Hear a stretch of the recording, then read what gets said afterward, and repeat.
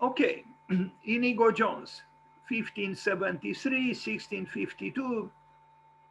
He was born on this day of July, just like Joseph Frank, and I will talk about both of them and wish them happy birthday.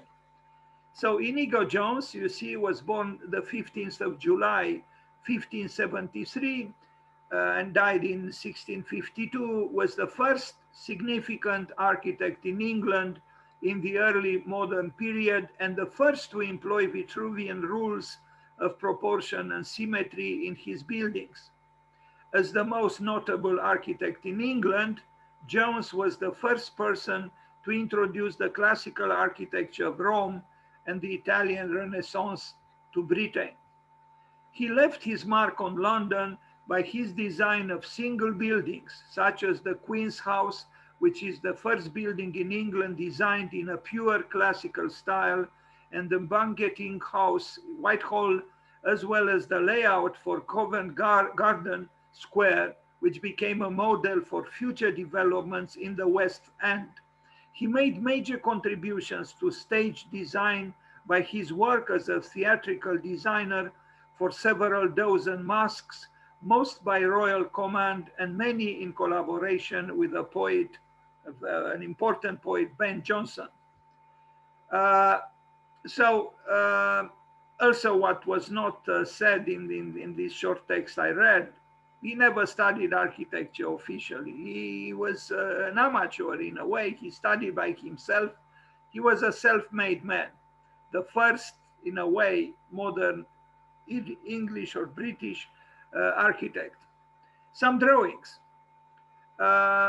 This is not by him, is an engraving showing him, and there was before it a painting, but I don't know why it didn't show up in the presentation that this engraving was based on.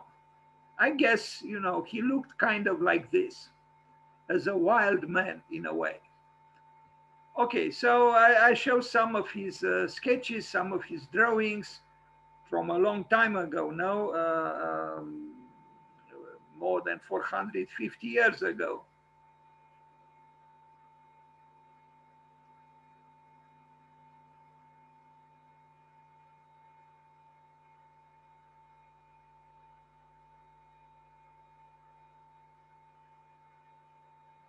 Apparently, he had in his collection of books the book by Palladio, Il Quattro Libri, the four books on architecture of Andrea Palladio with annotations I read on the left and the right side. So he was a studious man, you know, and he loved architecture, he loved art, he loved culture, and his collaboration with John Johnson also testified to this. I think we need again architects like this, you know, free-spirited, very cultured, full of passion, not dwarfed by the culture they have, and very, very enthusiastic and exuberant. That's what we need. But anyway, I'm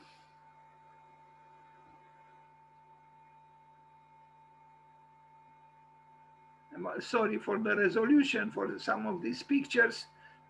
This is just, you know, a bidimensional introduction to his works. He had, you know, many interests, and his involvement with theater it was particularly intense. So he did many stage designs. From what I understood, Johnson actually they had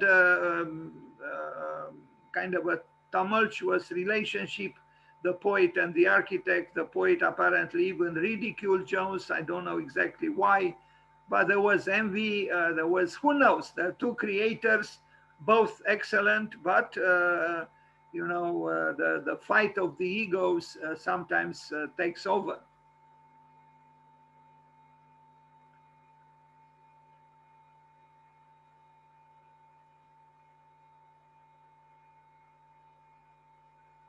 He even they did, I'm not sure exactly his involvement with Stonehenge, I think he did just a project to rebuild or to refurbish or to bring something new into the Stonehenge. I have towards the end of the presentation 2 drawings connecting with this project, but I don't think it was realized.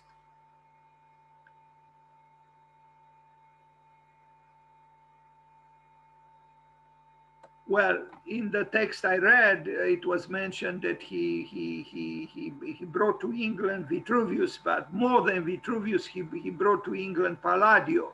He was, and there are books about Inigo Jones being a great follower of Andrea Palladio. So we begin with his first architectural work that was built, the Queen's House in Greenwich, 1616, 1619, so 500 years ago. No, 402 years ago, no? Or am I wrong? No, 2012, yeah. Anyway, work suspended on the death of Anne of Denmark and completed for Henrietta Marie of France, Maria of France. He worked also in Denmark. He traveled to Italy. He did all kinds of things.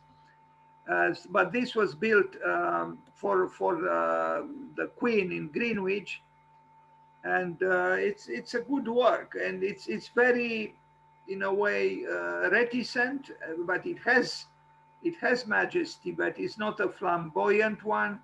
It's a reticent one, and I think here is the influence of Andrea Palladio. He's not as, I mean, for example, at the top there are no sculptures like most of the time there are in the case of Andrea Palladio.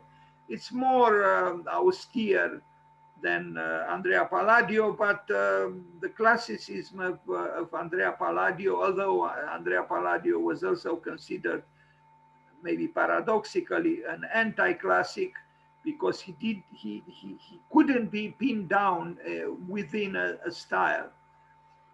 In the case of Inigo Jones, perhaps it would be more accurate to say that, you know, this is kind of a classic or classicist building.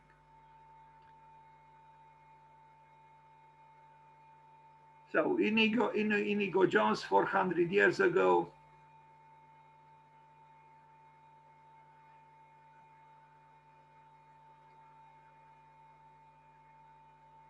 I'm still questioning, you know, at that time, who gave the right to signature to architects? I mean, this was a man who, you know, in the present, he could not have functioned, you know, because now everything is so bureaucratized, you know, you need ORA to testify, you know, to allow you to practice.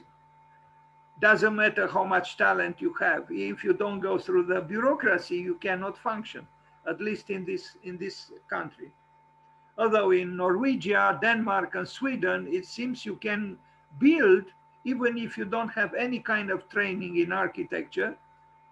You have the right to sign if a client invests in you the confidence, and if you have the commission, you can build even if you never studied architecture.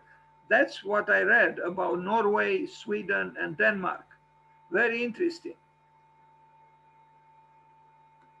But this is a good building, I think, by Inigo Jones. It's almost modern in its simplicity. The gateway at Oland's Palace, 1617, now at the Chiswick House.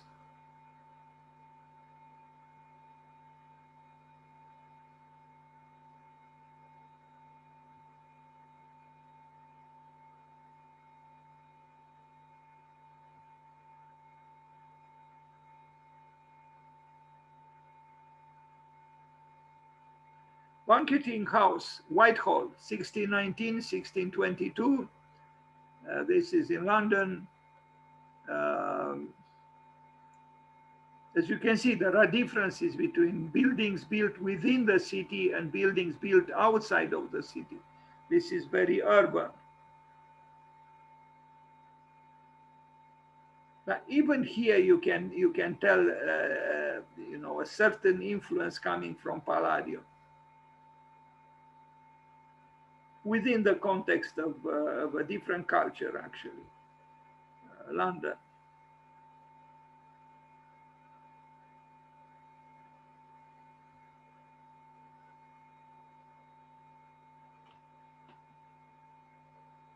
I think this one has the ceiling is painted by Rubens, the great Flemish painter.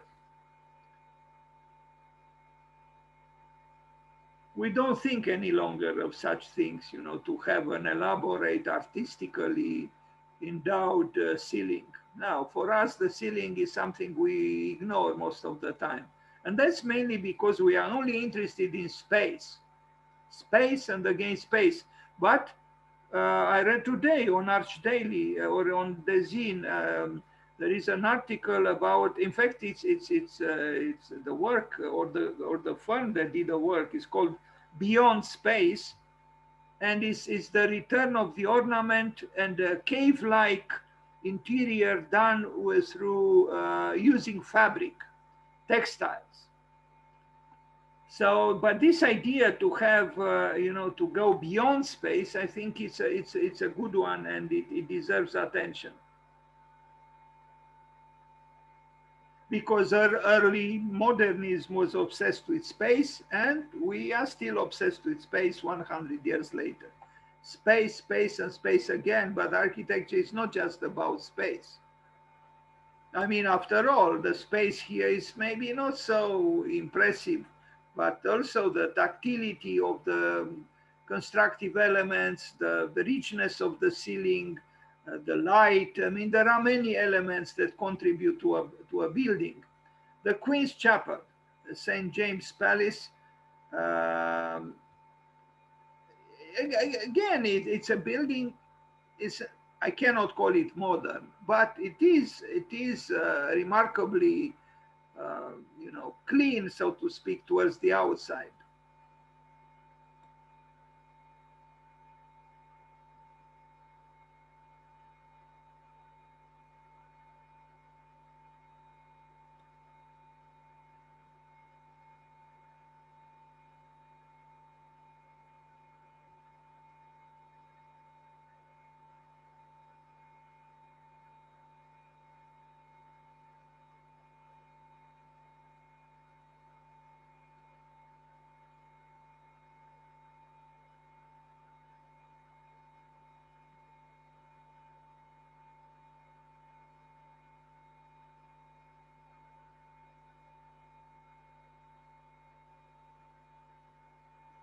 Now, this is a very nice work. Covent Garden, unfortunately, only the church survives. So houses on the north and east side, as well as St. Paul's. Covent Garden on the west, from 1631, 1637. Only the church survives, but I think it's a very, very interesting church, very primal, archetypal almost. Is It's a temple-like facade. It has the facade of a temple in a way, but it moves me. It has the power to communicate its age. You know, almost 400 years ago it was built, and I like it is a Ur architecture. It's a primordial architecture. It's yeah, archetypal. This is the back. I like the front facade.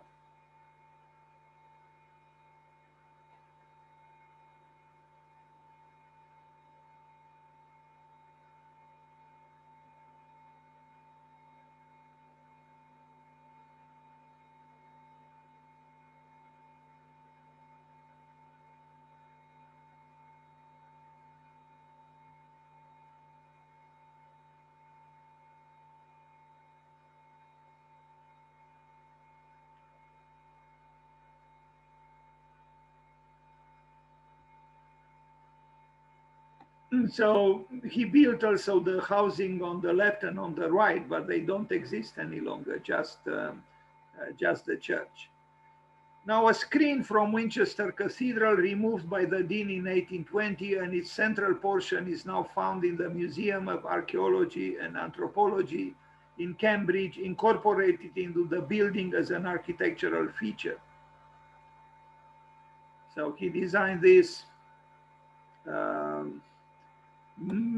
good part of his work was either demolished, it vanished, it was destroyed. So in 400 years or so, a good portion of his works, vanished. Stonehenge restored by Inigo Jones, it was a project, and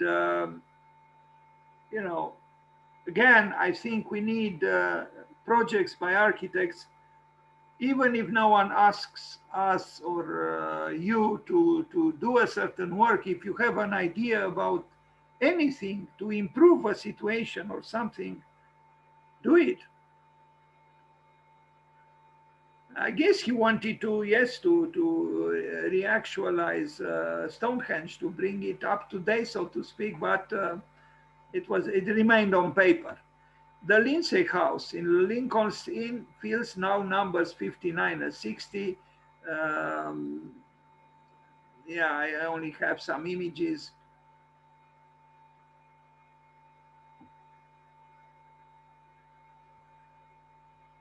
London. This was refurbished. The Milton Manor House, Milton in Oxfordshire. So again, Inigo Jones.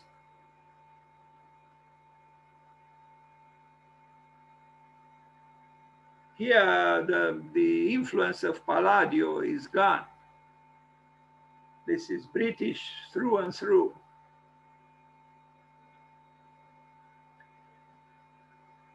Another work called The House, but it's a big house. It's a monumental house. Does it exist? I guess. It was executed though by someone else, Roger Pratt.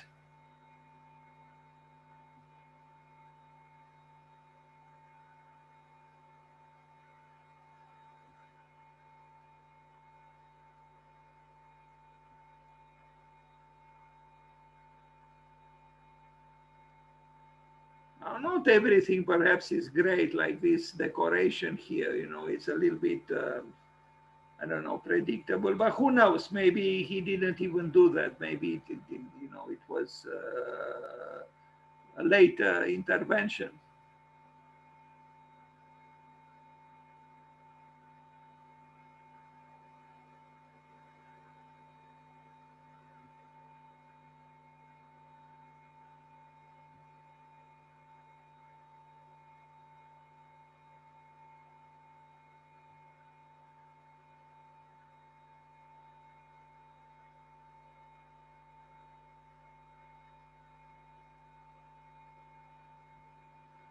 Some other images, like an aide-memoire of his work. So the banqueting house, Whitehall, which we already saw in London, the drawing.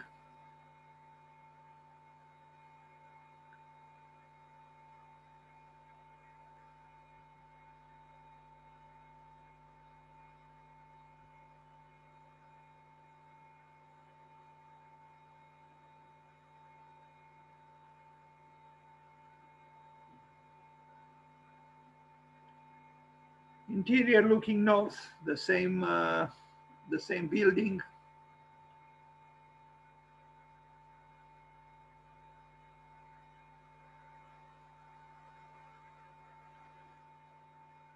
Yes, the ceiling with the Rubens paintings. So it wasn't just Michelangelo who suspended himself from the ceiling at the Sistine Chapel. Here, Rubens also had many collaborators. I don't know if he himself did that, but anyway, it is his work. It is considered as being his work. Designed to rebuild Whitehall Palace. Sorry for the resolution. It was not done actually. The west front nave and transepts of old St. Paul's Cathedral, as remodeled by Jones, but St. Paul Cathedral was built by Sir Christopher Wren, another amateur, so to speak. He never studied architecture, but he built about 40 churches in London and many other buildings, including St. Paul, the most important cathedral in London. And Inigo Jones worked for him. North Front, the Queen's House in Greenwich, we already saw this building, but mainly from the other side. The South Front, this is what we saw.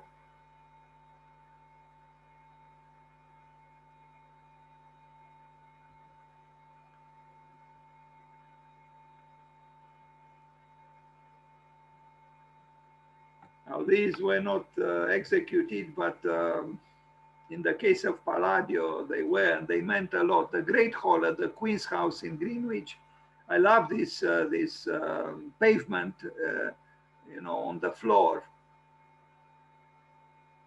in stone, of course.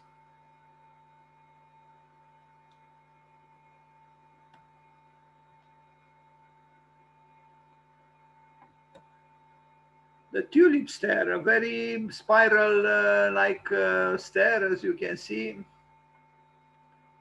Still impressive, you know, by the standards of today. The Queen's House, the plan in Greenwich.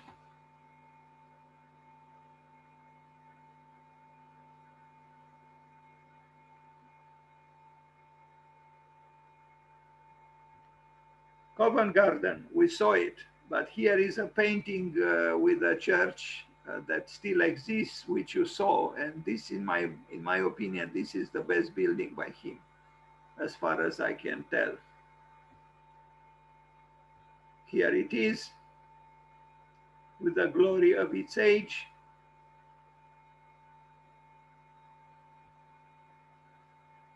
A gateway. Wilton House. It's a palace, not quite a house, but the Rolls Chapel and Rolls House, now part of Morgan Library at King's College in London. Interesting, interesting design, but I didn't see pictures of it. This is, you know, graphic work, but interesting, interesting facade. A little strange, I would say, but interesting. The Queen's Chapel we saw. We're approaching the end of the presentation on Inigo Jones. The Stoke Park, which was attributed to him, and I think this is the last image of this introduction into the work of Inigo Jones. Interesting, the buildings. I don't know if he worked just on the park or on the buildings as well. But in both cases, both the park and the garden, I mean the garden and the park and the buildings seem to be interesting.